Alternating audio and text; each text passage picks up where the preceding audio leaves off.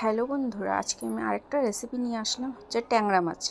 ট্যাংরা মাছগুলোকে প্রথমে ভেজে রেখেছি, তারপর বেগুনগুলোকে তেলে একটু হালকা করে ভেজে নেব।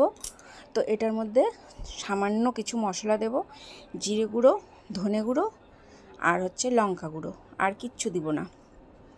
তো এই যে দিয়ে দিলাম শুধু তেলের মধ্যে, তেলটা একটু গরম হয়েছে, মশলাটা দিয়ে দিয়েছি।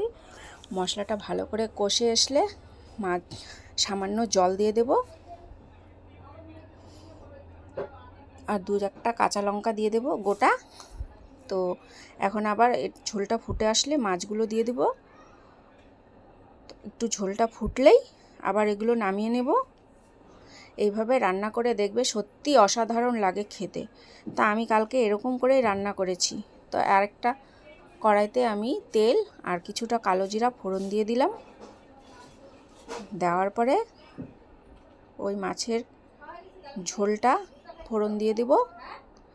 এই যে দেওয়া হয়ে গেল, আর বেগুনগুলো ভেজে রেখেছিলাম সেগুলো উপর দিয়ে দিলাম, আর ধনেপাতা দিয়ে দেব।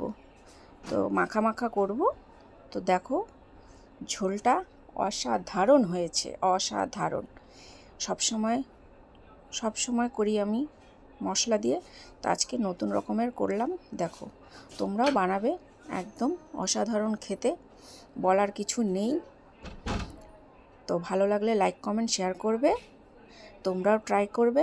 ভালো থাকবে, সুস্থ থাকবে, আবার দেখা হবে নেক্সটে। Tata, by.